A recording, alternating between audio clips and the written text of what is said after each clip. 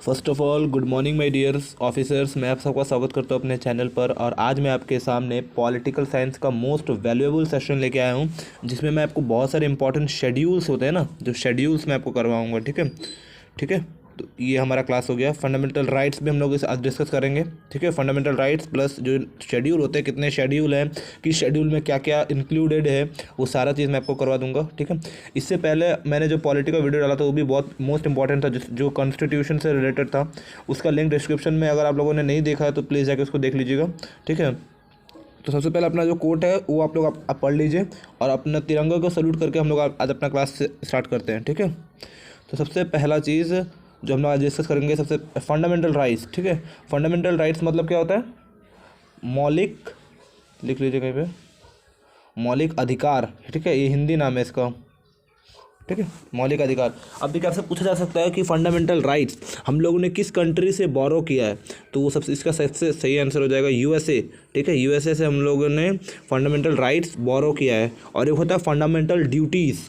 ठीक है, एक होता है फंडामेंटल ड्यूटीज़ मतलब होता है मौलिक कर्तव्य। और मौलिक कर्तव्य हम लोगों ने कहाँ से लिया है? यूएसएसआर यानी कि रशिया से लिया है। ठीक है ना। तो सबसे पहला चीज़ जो है फंडामेंटल राइट्स, उसमें कितने राइट्स होते हैं, किस राइट्स में, किस आर्टिकल में क्या है, सब मैं डिस्कस करूंगा। तो सबसे पहला पॉइंट है हमारा, fundamental rights are those rights which are essential for the intellectual, moral and spiritual development of an individual. ठीक है, आप लोग समझ गए होंगे इसका मतलब। Next point, fundamental rights are provided of a part 3 article 12 to 35 of the Indian constitution.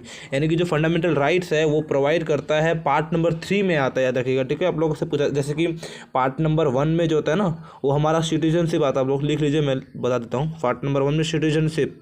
ठीक है, यानी कि एकल नागरिकता, एकल नागरिकता। और एकल नागरिकता को हम लोग किस कंट्री से लिया है? यूके। ठीक है, उत्तराखंड, उत्तराखंड बोल रहा हूँ मैं, यूनाइटेड किंगडम। ठीक है, और ये तो कंप्लीट हो गया पार्ट 1। अब पार्ट टू में हम लोग क्या आता है, लिख लीजिए आप लोग। अब देखिए, पार्ट 3 में आप लोगों का फंडामेंटल राइट्स आता है। पार्ट 2 में क्या आता है, फटाफट बोलिए। ये भी मैंने आपको उस दिन करवाया था। ठीक है, तो आप लोग चलिए पार्ट 2 बताइए। पार्ट 3 का तो मैं बता दिया, फंडामेंटल राइट्स आता है। पार्ट 4 में आता है डीपीएसपी। ठीक है, डीपीएसपी। ठीक है, और डीपीएसपी हम लोगों ने आयरलैंड से लिया है। ठीक है, नेक्स्ट पॉइंट है हमारा, originally there were the 7 fundamental rights but after deletion of rights to property. यानी कि देखिए, पहले हमारे जो कॉन्स्टिट्यूशन में ना 7 राइट्स हुआ करते थे, 7 फंडामेंटल राइट्स होते थे। बट अभी यानी कि अभी करंट पे उसको 6 कर दिया है। और उस किस राइट्स को हटाया है? तो राइट्स टू प्रॉपर्टी। ठीक है, ये राइट को हटा दिया गया है। ठीक है, देयर नंबर रिड्यूसेस टू 6। यानी कि अब देखिए, 7 में से एक चला गया तो 6 बचेगा। तो 6 फंडामेंटल राइट्स हैं। अब हम लोग उसको डिस्कस कर देते हैं और कौन सा आर्टिकल में आता है, ये इंपॉर्टेंट है। ठीक है, सबसे पहला चीज़ है राइट टू इक्वालिटी, यानी कि आर्टिकल 14 से 18 के बीच में आता है। Article freedom, right to freedom, article 19 से 22। Right against exploitation. ठीक है, शोषण के विरुद्ध जो हमारा राइट्स मिला होता है, वो आर्टिकल 20 से 24 में आता है। Right to freedom of religion 25 से 28।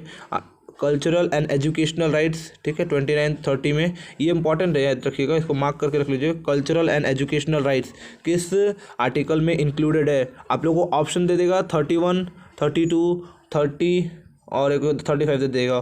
ठीक है, तो आपको क्या मार्क करना होगा? 30। ठीक है, आर्टिकल 29 से 30 के बीच में ये cultural and educational right included है। ठीक है, और लास्ट हमारा जो पॉइंट है वो है राइट टू कॉन्स्टिट्यूशनल रेमेडीज, यानी कि कॉन्स्टिट्यूशन को सुधारने के लिए कुछ मतलब राइट्स भी है हमारे पास।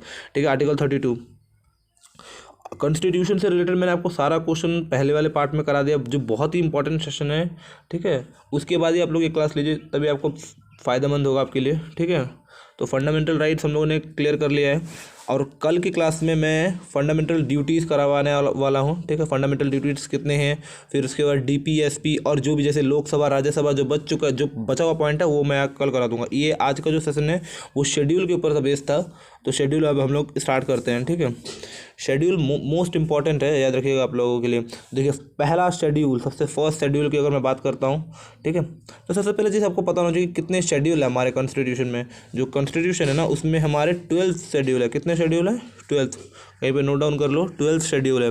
अब 12th शेड्यूल में जैसे कि फर्स्ट शेड्यूल में आपसे पूछा जाएगा कि क्या आता है, फर्स्ट शेड्यूल के अंदर क्या क्या चीज़ें आती है। तो फर्स्ट शेड्यूल के अंदर मैं आपको बता दूँ, फर्स्ट शेड्यूल के अंदर name of the state and union territory and their territorial extend, यानी कि जितने भी नेम या स्टेट हैं, मतलब कि जैसे हमारा जो वेस्ट बंगाल है, वेस्ट बंगाल, उत्तराखंड और इससे जितने भी स्टेट्स हैं और यूटीज़ है यानी कि जम्मू एंड कश्मीर, वो किसके कौन से शेड्यूल के अंदर आते हैं, तो फर्स्ट शेड्यूल के अंदर आते हैं। ठीक है, आई होप आपको क्लियर हो गया होगा।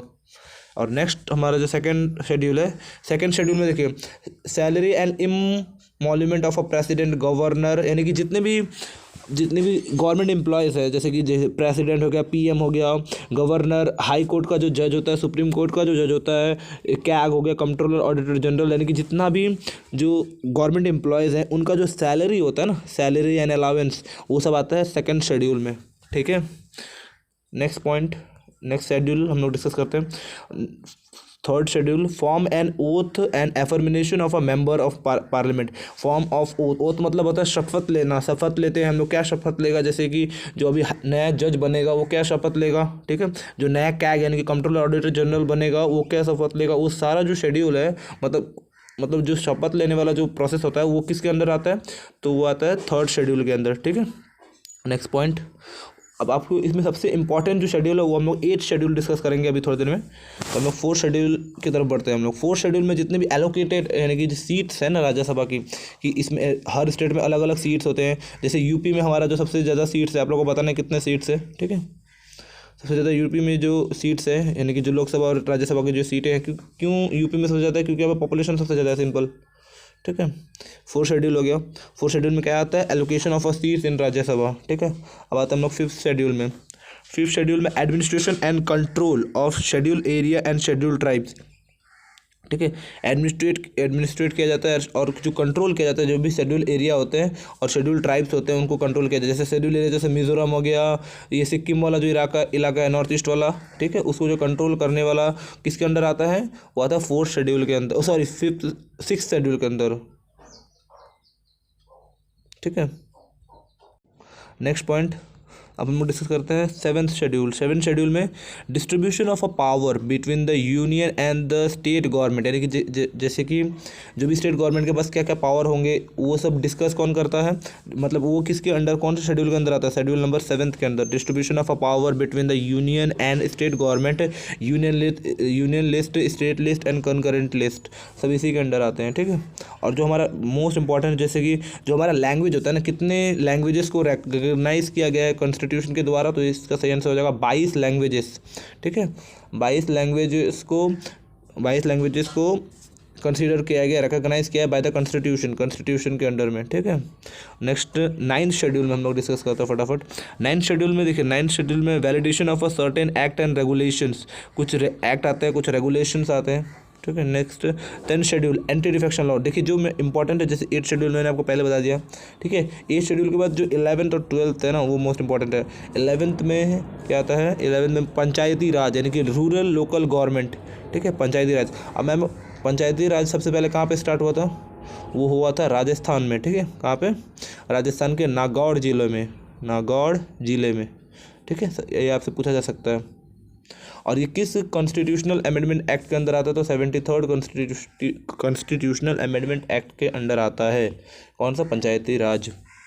अब आते हैं 12th शेड्यूल, जो हमारा लास्ट शेड्यूल है, उसमें म्यूनसिपैलिटी आती है। म्यूनसिपैलिटी, अर्बन लोकल गवर्नमेंट, यानी कि जो अर्बन साइड, जैसे कि अर्बन साइड जो होते हैं, जैसे रूरल साइड को छोड़कर जो बच्चे शहरी इलाके हैं उसको जो वो किसके अंदर आते हैं, तो वो आते हैं 12th शेड्यूल के अंदर। ठीक है, तो आई होप आपको जो फंडामेंटल राइट्स और ये मैंने जो शेड्यूल करवाए हैं वो बहुत ही इजीली क्लियर हो गया होगा। ठीक है, और कुछ भी डाउट होता है तो कमेंट सेक्शन में पूछ सकते हो।